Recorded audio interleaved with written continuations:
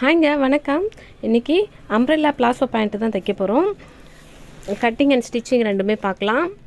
இந்த பேண்ட்டு பார்த்திங்கன்னா ரொம்ப சூப்பராக இருக்கும். பாவாடை மாதிரி இல்லாமல் பேண்ட்டு மாதிரி இல்லாமல் ரொம்ப நல்லாயிருக்கும். இப்போ அதோட கட்டிங் பார்க்கலாம். நான் 2 மீட்டர் காட்டன் கிளாத் எடுத்திருக்கேன். அது இப்போ 2ஆக மடிச்சுக்கிறேன். சமமாக 2ஆக மடிச்சுக்கலாம். இப்போ அப்படியே கோன் மாதிரி மடிச்சுக்கலாம்.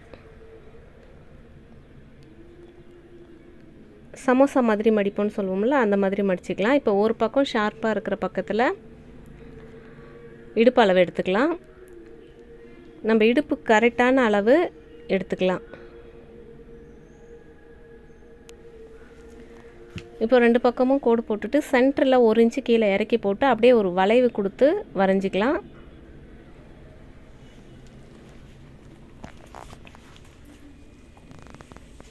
இப்போ ஹைட் அளவு எடுத்துக்கலாம். எவ்வளோ அளவு ஹைட் வேணுமோ அந்த அளவுக்கு எடுத்துக்கலாம்.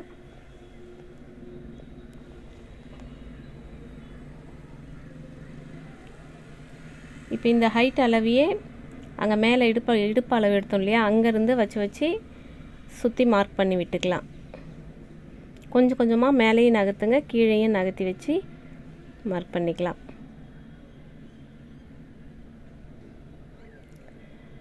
நீங்கள் இப்போ தான் தையல் பழகுறீங்கன்னா நல்லா பின் போட்டுக்கோங்க. நான் கேமராவுக்காக இப்படி அப்படியும் இழுத்து பண்ணுறேன். இந்த மாதிரி துணி நகராமல் பின் போட்டு கட் பண்ணுங்கள்.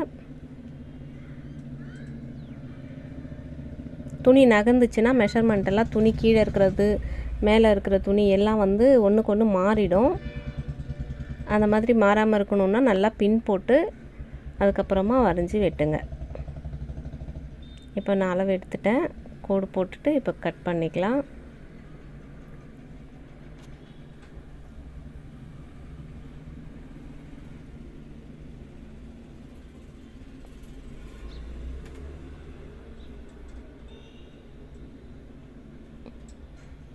இப்போ பார்த்திங்கன்னா ஃபஸ்ட்டு நான் கீழே வெட்டுறேன்.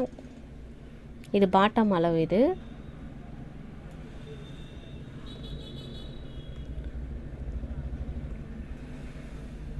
பிள்ளைங்களுக்கு பாவாடை தைச்சி கொடுக்கறத விட இந்த மாதிரி பேண்ட்டு பாவாடையும் இல்லாமல் பேண்ட்டும் இல்லாமல் இந்த மாதிரி தைச்சி கொடுக்குறது ரொம்ப நல்லாயிருக்கும். ஃப்ரீயாகவும் இருக்கும், பிள்ளைங்களுக்கு கம்ஃபர்டபுளாகவும் இருக்கும்.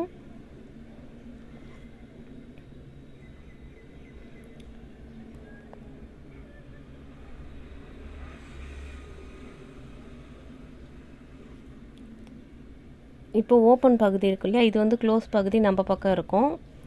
ஓப்பன் பகுதி பக்கம் சீட் அளவு எடுத்துக்கலாம்.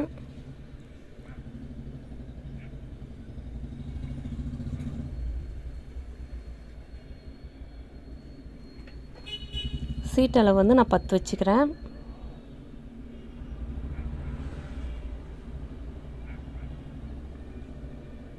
இந்த பக்கம் ஒரு 2 இன்ச்சு உள்ள தள்ளி மார்க் பண்ணி அப்படியே ஒரு வளைவு கொடுத்து வரைஞ்சிக்கோங்க.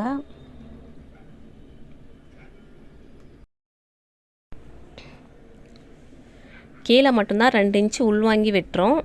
மேலே இடுப்பு அளவில் வந்து அப்படியே அந்த எண்டிலே முடிச்சிடணும். இடுப்பு சைஸ் வந்து வெட்டக்கூடாது. இப்போ இந்த மாதிரி கட் பண்ணியாச்சு. இப்போ எலாஸ்டிக் வைக்கிறதுக்கு பெல்ட்டுக்கு துணி கட் பண்ணிக்கலாம் மீதி இருக்கிற துணியில்.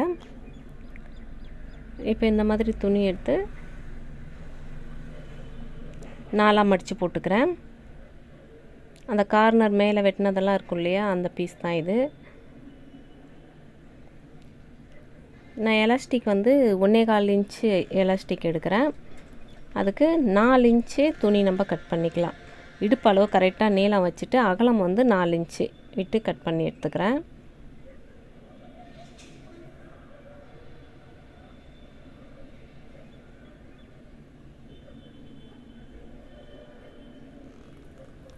இவ்வளவு தான் கட்டிங் வீடியோ. இப்போ இது எப்படி ஸ்டிச் பண்ணுறதுன்னு பார்க்கலாம்.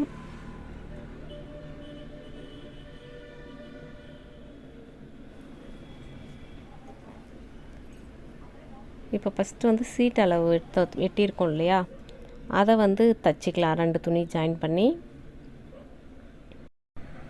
ஒரு 1/2 இன்ச்சுக்கு தையல் போடுங்க. ஏன்னா அந்த இடம் வந்து கிழியிறது அப்பப்போ. அதனால் ஒரு 1/2 இன்ச் அளவுக்கு தையல் போட்டோம்னா கிழியாமல் இருக்கும். 2 தையல் போட்டுக்கோங்க. நல்லா ஸ்ட்ராங் தையலாக போட்டுக்கோங்க. இதே போல் 2 பக்கமும் தைச்சிடலாம்.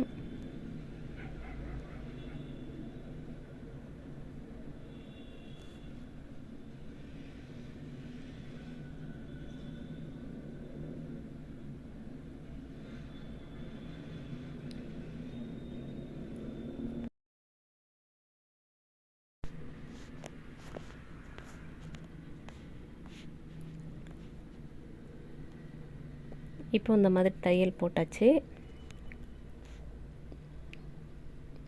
இப்போ இந்த மாதிரி பிரித்து பாருங்கள்.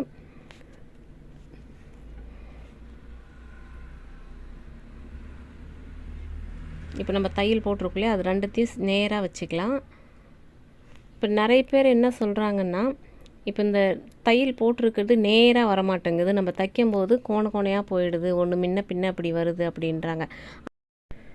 அந்த மாதிரி வரக்கூடாதுன்னா அந்த 2 தையலையும் ஒன்றா பிடிச்சிக்கிட்டு தையல்லேருந்தே தையல் போட்டுட்டு வாங்க. கீழே காலில் நம்ம கீழே பாட்டத்துலேருந்து மேலே தைச்சிட்டு வரும்போது ஒரு சில டைமில் அந்த மாதிரி ஆகும். நீங்கள் அந்த தையல் நேராக வச்சுட்டு மேலேருந்து கீழே போட்டுட்டு வந்தீங்கன்னா அந்த மாதிரி ஆகாது. இப்போ நான் ஒரு தையல் போட்டுட்டேன். மறுபடியும் இப்போ ரிவர்ஸில் அப்படியே கீழே வந்து தைச்சிட்டு போகிறேன்.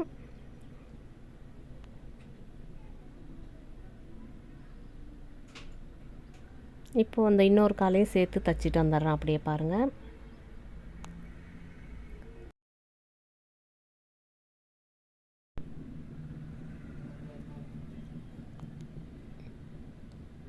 இப்போ இன்னொரு காலுக்கும் அதே மாதிரி 2 தையல் போட்டுக்கலாம்.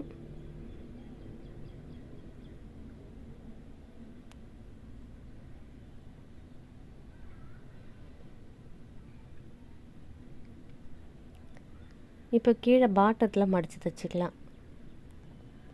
இது மடித்து தைக்கும்போது இந்த ரவுண்டு சர்க்கிள் பெருசாக வர்றதுனால ரொம்ப இழுக்குது, கோணையாக வருதுன்னு சொல்லுவாங்க. மெலிசாக மடித்து தையுங்க. அப்படி தைக்கும்போது ஒன்றுமே ஆகாது, ஈஸியாக வந்துடும். கொஞ்சம் பட்டையாக மடித்து தைக்கும்போது தான் அந்த மாதிரி ஆகும். மடிக்க முடியாது, ஒரு பக்கம் கோணையாக போகும், ஒரு பக்கம் சின்னதாக இருக்கும், பெருசாக இருக்கும்.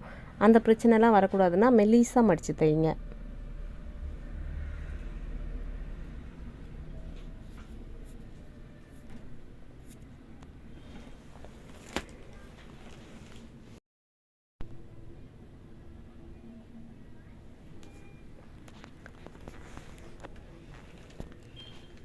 இதே போல் 2 காலையும் மடித்து தைச்சிடலாம். இப்போ பார்த்திங்கன்னா ஒரு கால் தைச்சி முடிச்சிட்டேன். இதே போல் 2 காலையுமே தைச்சிடலாம். அந்த மடிக்கிறது மட்டும் கொஞ்சம் மெலிசாக மடித்தோம்னா அழகாக வரும்.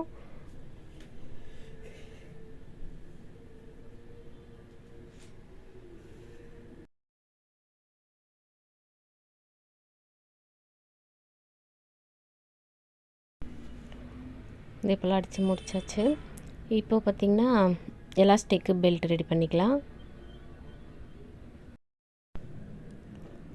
இப்போது 2 பீஸாக இருந்த பெல்ட் துணியை ஒன்றா இணைச்சிட்டேன். இணைச்சிட்டு இப்போ ரைட் சைடு துணி வர்ற மாதிரி அந்த பெல்ட் துணியை வச்சிடலாம். கரெக்டாக சென்டரில் அந்த தையல் போட்டோம்ல அந்த தையலில் இருந்து வைக்கலாம். வச்சு அப்படியே ஓரத்தில் 1/4 இன்ச்சு விட்டு தையல் போட்டுட்டு வரலாம்.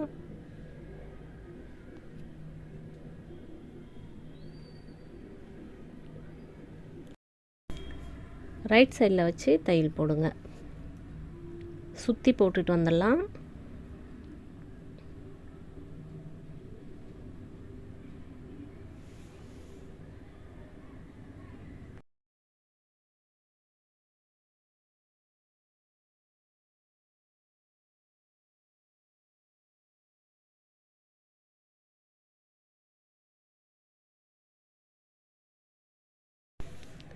இப்போ இந்த மாதிரி தையல் போட்டாச்சு. இப்போ எலாஸ்டிக் எடுத்துக்கிறேன். இப்போ இந்த மாதிரி 2 ஜாயின் பண்ணி நல்லா ரஃப் அடிச்சுக்கலாம்.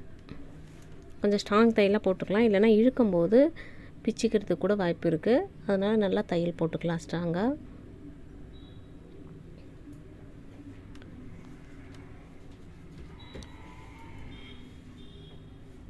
சுற்றி பாக்ஸ் மாதிரி ஒரு தையல் போட்டு விட்ருங்க.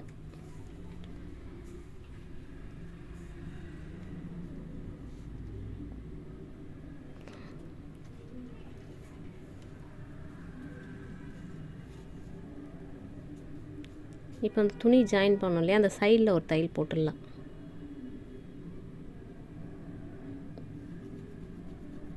பெல்ட் துணி ஜாயின் பண்ணது அது.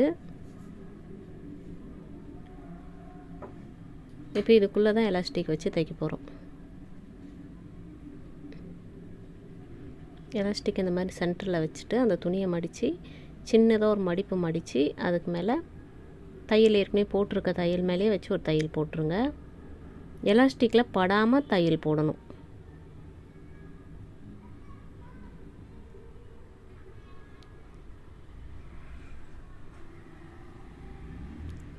எலாஸ்டிக் வந்து நம்ம இடுப்போட அளவை விட 4 இன்ச்சு கம்மியாக எடுத்துக்கோங்க. அப்போ தான் வந்து கரெக்டாக இருக்கும். இழுக்கும்போது அது லூஸ் கொடுக்கும். எலாஸ்டிக்கோட அளவு கரெக்டாக இடுப்பு அளவு மாதிரியே வச்சிட்டோம்னா ரொம்ப லூஸாக இருக்கும். போட போட பார்த்திங்கன்னா இன்னும் ரொம்ப லூஸாகிடும். ஒரு க்ரீப்னஸ் இருக்காது. அதனால் எப்போவுமே இடுப்போட அளவை விட 4 இன்ச்சு கம்மி பண்ணி வச்சுக்கோங்க. கரெக்டாக இருக்கும் அப்போது. இப்போ இந்த மாதிரி சுற்றி தைச்சிடலாம்.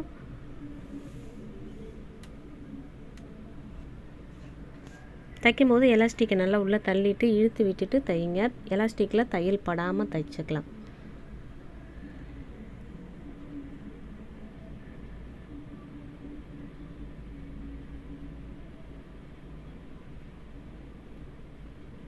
இந்த மாதிரி நல்லா இழுத்து விட்டுட்டு தைங்க. ஏன்னா எலாஸ்டிக் நம்ம கம்மியாக வச்சுருக்கிறதுனால, துணி அதிகமாக இருக்கிறதுனால நம்ம இந்த மாதிரி இழுத்து விட்டு தான் தைக்கணும். அப்படியே தைச்சிட்டு வந்தோம்னா சுருக்கமாக இருக்கும். துணி மடித்து தைக்கிற மாதிரிலாம் வரும். அப்படி தைக்கிறது சரி இருக்காது.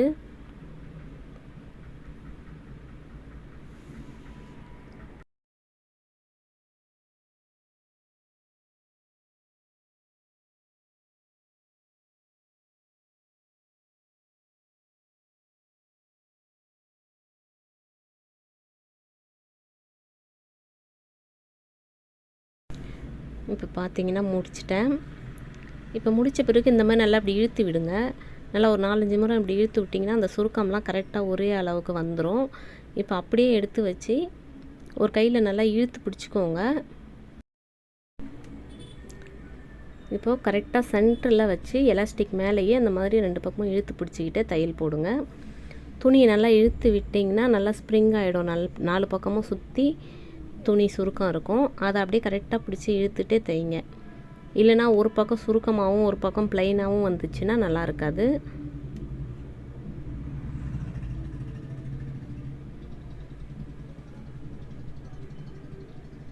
இந்த மாதிரி எலாஸ்டிக் மேலே தையல் போடும்போது துணி வந்து விலகாமல் இருக்கும். ஒரு பக்கத்துக்கு சுருக்கிக்கிட்டு வந்துடும், ஒரு பக்கம் ப்ளைனாக இருக்கும். அந்த மாதிரிலாம் வராது சென்டரில் ஒரு தையல் போடும்போது. இப்போ பார்த்தீங்கன்னா போட்டு முடிச்சிட்டேன். சூப்பராக வந்திருந்தது.